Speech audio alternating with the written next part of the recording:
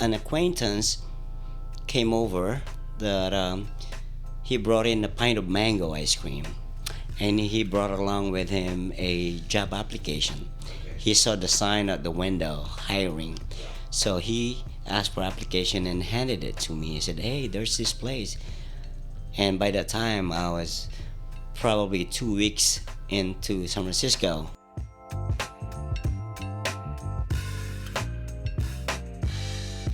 That was Marlon Payumo, store manager at Mitchell's Ice Cream. I'm Jeff, and this is Storied San Francisco, a podcast all about the artists, activists, and small businesses that make this city so special. I remember the first time I encountered Mitchell's. It was probably 2007 or 8, and I had just had dinner at nearby Front Porch on 29th Street. I was walking back to a friend's house when I noticed a long line in front of a shop at 29th and San Jose. I asked what that was all about, and my friend admonished me for not knowing. That, they told me, was Mitchell's Ice Cream, and you'd better get you some. In this episode, we'll hear from Marlon, as well as co-owners Brian and Linda Mitchell. First up, here's Linda. Our father, Larry Mitchell, and his brother Jack, who was 10 years older than him, started the business in 1953. And the reason they started the business was this building in 1948 was going to be torn down because the city was widening San Jose Avenue. So they wanted the buildings, car culture, highway culture, Right, so they wanted the buildings that were kind of blocking them from making the street wider out of the way. So our family fought that, and the city, I'm assuming it was at our family's expense, but they decided to turn the building. Okay. So they picked it up and turned it. So our address used to be on 29th Street. Oh, wow. Okay. And now it's on San Jose Avenue. Wow. Which is kind of a funny thing because when we were researching for insurance purposes at City Hall, the records on 688, 692 San Jose Avenue were kind of sparse. And all of a sudden it dawned on me that the address would have been different. Right. So that sure enough, there was another file on, I think it's 110 29th Street. Okay. Which pieced the whole thing together. Yeah. So, and that's how we ended up with a parking lot. Is it the same building then? Same building. But that's where it used to be is now the parking lot. Yes. They literally picked it up. I've heard of them doing this with old Victorians in other parts of the city. They move them to other streets. And that's such a fascinating, crazy thing. But so that happened here. Yeah. So what happened was the gentleman who had where our store is now, who was running a business there, he had a liquor store, and so he had to move when they were going to turn the building. Okay. So it sat there empty for a couple of years. This was after the war, of course, so I guess it just sat here empty. And that's when our father and his brother Jack started thinking about opening a business.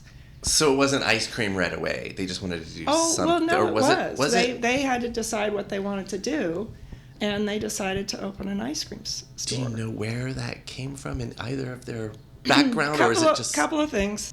Our grandparents had a little dairy up on Upper Noe and 29th Street up there. Okay. Those hills just had little family farms at the time. So that was part of it. They did have a family history of dairy. Fresh ingredients. Yeah. And then Garrett's ice cream was over on Ocean Avenue. Okay. Only old timers remember Garrett's these days. Yeah. But it was a very, very popular, very successul ice cream store. Okay. So kind of a combination of those two things, I think, made them decide to open an ice cream store. It was kind of in the family, and then a major inspiration. Dairy, but not ice cream making. Not ice cream. So they really didn't know what they were doing. Right.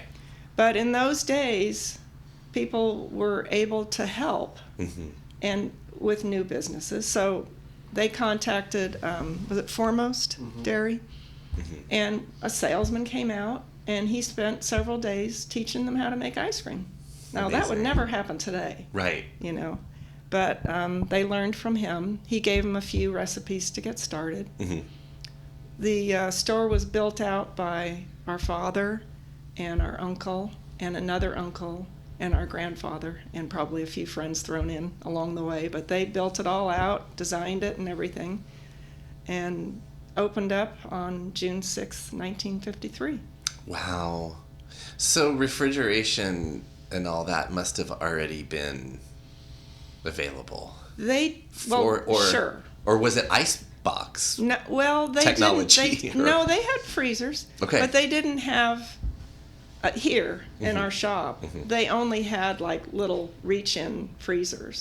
So it was very small to start with. And then in 1956, they had our main freezer built, which is when you go into the store, there's a big bump out on the right-hand side, and that's our main freezer. Okay. And that's what we are tearing apart this week and rebuilding. Right, okay. So it's been there since 1956. So the first 3 years, they just worked out a little tiny reach-in freezers. Got it. And were they making the ice cream in this building as well? Oh, yeah. Okay. We've always made it in the same little teeny tiny room, which you'll see at some point. Oh, for sure. I'd love to see that. Get some pictures. Yeah, the room is smaller than this, right, Marlon? Just right about. You'll see. Yeah. It's tiny. And you'll be amazed. And my listeners will be that able we to can see crank out that much. Everybody's as much like, as we do. no, this can't be the only place you make ice cream. How do you sell it Right. everywhere? Right. But we do. The guys work really We're hard. very efficient. Okay. So they opened it, was it 53? 53. And then we don't have to be very specific about if you don't want to date yourself, but like when did your dad start having kids? I was born, well, my sister was already born. Okay. So she's 2 years older than me. So older for both of you. Yes. She's the oldest. She's the oldest. Okay. Yes. So I actually turned 70 next month. So Amazing. Congratulations. obviously I am She doesn't look it, does she? No, you look great. It's the It's all the ice cream. yeah. Right, all that cream. Yeah. Good genes. So Right. I was born the year after the store opened. Okay. And I was born 8 years after we opened. Oh, you're the 1961. baby. Yes. He's the baby. I'm also the baby, so I relate. Yeah. Not to the ice cream shop So part of it. we but- have both been eating Mitchell's ice cream since before we were born. Amazing. Let's hear your story, sir. I came in this country in 1987. Okay. I first landed in Guam. As soon as I got my green card, by chance, I went along with my grandpa, and I heard they're coming over to San Francisco. Oh. I didn't know exactly what San Francisco is all about. Right. Yeah, no idea. So I tagged along with them, one-way ticket, because, that's all I could afford at Yeah. that time. So, 88, by chance, I landed a job here at Mitchell's. 1988. And when About how old were you? I was 19 years 19. old. 19 when I started. Okay. Now I can probably say I'm 57. No shame about it. Not at I'm all. 56. No. I'm Also looking 56, very good. for 57 actually. Yeah. Yeah, so 1988 when Brian interviewed me and hired me. Yeah. And How did that happen? Like, did you find them? no, actually it's by Or- chance. An acquaintance came over that he brought in a pint of mango ice cream, and he brought along with him a job application. Okay. He saw the sign at the window, hiring. Yeah. So he asked for application and handed it to me. He said, hey, there's this place. And by that time, I was probably 2 weeks into San Francisco. Oh my God. 2 weeks, maybe less than 2 weeks. And I'm looking for a job Yeah. right away. Yeah. I was looking for one. And sure enough, I filled it in and I turned it out. I was late, as a matter of fact. And I'm glad that Brian gave me another chance. I don't know if you remember that. I was late. No. Yeah, so you gave me another shot and he hired me. That was 1988, September, if I'm not mistaken, June 1988. I have so many thoughts right now. Like, the shop was only 30 years old. You were not even 20 years old, and you'd been here, you said 2 weeks? Yes. Ish, something like that? Yes. Like, you maybe less. didn't know the city at all. No, not at all. Right? No. All I can think of, my grandpa kept telling me, is Silicon Valley. Yeah. I don't know what Silicon Valley is, but it sounds very interesting to me. So I said, okay. And that's all he told me, Silicon Valley. And I didn't know anything about San Francisco. Yeah. No idea. Did you already live in the city, or? No. I was still fresh in the city. I live by the Excelsior district. Okay. I'm living with my aunt. Yeah. That I just found out that they live here. Yeah.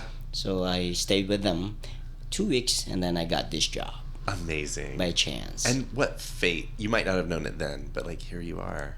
All these years later, you're still here. That's great. You know what? I'm just thankful to have a job. Yeah. I was so happy. Back home, once you have a job, you'll keep that forever. Mm-hmm. Just because you're lucky to have a job. There's no option. There's no other choice there to find another one. Yeah. And I worked and got paid, and not knowing what to expect. They're busy. Yeah. When I got here, they're super busy. Mitchell's super busy. So the Line lines after lines line. have always been a thing. Oh, It yes. was way worse Yes. before. Because we had no Really? competition anywhere around us. Right. For ice cream and for lines. There was more competition. Oh, there was. Well, was a when in lot. the 70s? Yeah, into the 80s Into too. the There was yogurt was a big craze. Oh, I remember that. Yeah. the Frozen yogurt crazy. in the 80s, Yep. huge. And we got a machine, and we had a couple of flavors, but it never sold well. Yeah. But and there were a lot of new, like now, artisanal shops. Then there was Uncle Gaylord's, a bunch of other companies that opened multiple branches, and then there was Mitchell's, of course, and Bud's on the corner on Castro. Oh, okay. And ironically, it's a submarine sandwich shop that sells Mitchell's ice cream. But back in the day, in the 80s, Bud's was it, besides us. Right. And that was a tiny shop. It is a tiny shop. Right. Yeah, but we had competition. Then frozen yogurt was huge in the 80s. So, we're still here. So Yeah. Yeah, see, I didn't start working here until 1991. I was So gonna by the ask time about, I yeah. started here, all that was gone. And there was really, it was a fad. especially in the Mission, we were it. Yeah. So yeah, we would get unbelievable crowds. Yeah, crazy, just crazy crazy. crowds. Yeah, and then it was before we really had our ice cream half gallons out in the stores as well. Right. We were in Asian stores, but not the Molly's, Stones, Okay. Dragers. So, people will buy our product at a Molly's in Burlingame, not come into the city. Right. Or if they're in the Sunset, they'll go to a store out there that carries it. Right. So it's changed, but Sure. we're still selling our product. Yeah. So 91 is when when did you join? You were already here to interview Marlon. Yes. So So you started before I that. joined here in late 1979. I graduated high school, and then I went to Santa Clara University, and I worked on the weekends. And Okay. in the summer, full time. Yeah. And then I got a business degree in management. Graduated, then I came to work here right after that in summer of '83. And did y'all's sister also work here, or were you kind of the first? Of No, the actually, three our of you? sister Teresa worked here during college in the early '70s. Oh, okay. And she was my uncle said she was the hardest worker of all the boys. Wow. She was the hardest worker. And She hated working here. and I believe it, because she's a very hard worker, very conscientious. Yeah, she is. She's very conscientious. So I could see her spinning circles around these guys. Yeah. And they were probably very happy she did. Oh, So yeah. We don't have to do anything. You were here to see that yogurt phase that you're talking about. Absolutely. Fad. Yeah, we got a machine, Craze. and we didn't have room for 2 or 3 machines because it was that popular. So we had the one that we stuck where it used to be a closet, and we put a yogurt machine in there, and we never really sold a lot. While still making what at the time was like your ice cream. Oh, absolutely. Arsenal. Yeah, this was a supplement. What was the rave, the craze at the time? Right. Yeah, we had to. 'Cause Yeah. people were asking. Right. It's just smart business. Yeah. So, Linda, when you came on, what were you doing here when you started? Well, our Aunt Alice had worked here for, at least 40 years, right? She was our bookkeeper. Yeah. Okay. So, And she did customer service early years. Okay. Yeah. So I basically came in to help Brian. I'd been in banking for 12 years. Oh, wow. So it was a big change for me Yeah. and a big decision. because I was living in Florida at the time. Oh, okay. And so I was kind of training to take over her job. Got it. So she did all the, like Brian said, the bookkeeping and everything. Yeah. So Important at that stuff. time, everything was manual. There was nothing was computerized or anything. So it was kind of a nice projects along the way to get everything computerized, get software, accounting software, and start making signs on the computer and everything else. It just kind of a whole new world for me. Yeah. Did you like it right away? Did it take some getting used to? It took some getting used to. I was really hesitant to come work here because in college I taught tennis most of the time in college, but then when I got into graduate school, I thought I better get some business experience. So I went to work at a 7-Eleven. In Florida or? In Texas, actually. I finished school in Texas. I went to first 2 years at San Francisco State. It's in West Texas, Odessa. It was a branch of the University of Texas. I'm from Fort Worth, so I'm familiar with all the smaller. That's a big football town too. Huge football town. Very. She got a tennis scholarship at the University of Texas. Oh, wow. Okay. Yeah. So. So you worked at 7-Eleven in Texas? Yes, so I worked at 7-Eleven, nightmare job. Like in the store? In the store. I was a store manager. Okay. There were 3 of us. The store was open 24 hours. Yes. So there were times that I had to work 24 hours if I had both employees out. Wow. It was just a nightmare. So that was my experience with retail. Okay. So it took a little convincing by Brian to get me to come out here. Was coming back to your hometown part of the, like... Yeah, I mean, I definitely had strong thoughts of moving back to California because I lived in Texas and Florida, both very conservative states. Yeah. So that was part of the decision-making process. And then, Brian, did you ever leave? No. Burlingame. Well, we won't hold that against you, but but it was never a question of leaving the Bay Area, though. No. I had my sights on working here. Work for myself. Yeah. It was successful, and I could work for my dad. Right. It was good. Okay, so I'm building a chronology of your lives, but also of the business, and those I think we've got to the point where those have all intersected. And early 90s is when you came in. Yeah, and You're I already working here. I don't think I answered your question whether I liked it when I started. Oh, whether you liked the job. Yeah. Yeah. And I think I did. I'm trying to remember. It's been, a long time.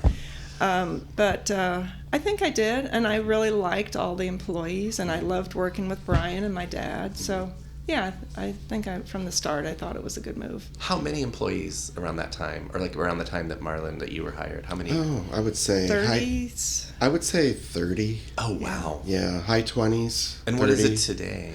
Not much more. 35, 36. We're at almost 40 now. Oh, we're at 40. 39 Okay. or so. Okay, it's gone up. And does that kind of include the store and then the business part of it, or? Well, it's all just right there. Everything's That's all. just right there. That's all there is. We do deliveries, so we have a manufacturing team of how many men? 8 9. 9. Yeah. And then we have all the part-timers. Delivery guys. Because you're open 7 days a week, 12 hours a day. Right. So. A lot of work to be done. Yeah, and then these days, the younger generation, they don't want to work as much, so we have to have more staffing. More of them. Before they would work 3 days a week, 4. Now it's like 1 to 2, maybe. Right. It's challenging. Yeah, it's a different work culture. Very different. Now. Very different. Can we go back to the 90s though? Like I want to hear. So the yogurt craze is over. What is it? You're just cranking out the ice cream. Like when did all the fun flavors? Next was coffee. Okay. Espresso. Okay. We got an espresso Let's hear machine. about that. Yeah. So this would be like outside of the store, and what's happening in society is the Starbucksification of the United States. Mid to late 90s, perhaps. Yeah, Barnes and Noble and Starbucks and all that. Coffee craze. And so we got a little espresso machine, and we would do our espressos and cappuccinos and do them over ice cream, vanilla. Like an affogato. Yeah. type of We, thing. we did. We thought of doing it because wintertime is slower, and we thought it would be a good addition And to it what was we so sold. popular. Yeah. So popular. But we discovered that people who come into ice cream stores only want ice cream. Yeah. Typically. So eventually that cappuccino machine disappeared. Okay. Yeah. We got like over it, and sales were not rising, so Yeah. it's not worth the trouble and the limited space we have. Right. So we got a second cash register instead, which was much more Oh my efficient gosh. and Yes. helpful. Yes. And that would help the lines. Yeah. Absolutely. Yeah. Yes. That was Linda Mitchell, Brian Mitchell, and Marlon Payumo from Mitchell's Ice Cream. Check back next week to learn how Mitchell's came to carry and be known for its less traditional ice cream flavors. Part 2 drops next Tuesday, wherever you get podcasts. Music for Storied San Francisco was produced, performed, and curated by Otis McDonald. Aaron Lim of Bitch Talk Podcast is our contributing producer. And the show is produced and hosted by me, Jeff Hunt. Now in our 6th season, we have more than 200 episodes available on our website, storiedsf.com, or wherever you listen to podcasts. If you're able to, please rate and review the show, and drop us a line at storiedsf@gmail.com. Thanks for listening. Keep rejecting those silly doom loop narratives about our city. Stay wacky, weird, healthy, and creative. And we'll see you next time on Storied San Francisco.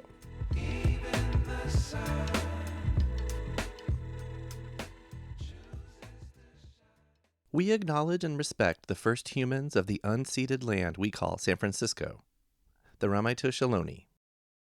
We condemn the genocide of these and other tribes across the Western Hemisphere. We honor their legacy and history, and we support rematriation and sovereignty efforts. This podcast is a proud member of the BFF.FM podcast network. Learn more at podcast.bff.fm. BFF.FM, best frequencies forever.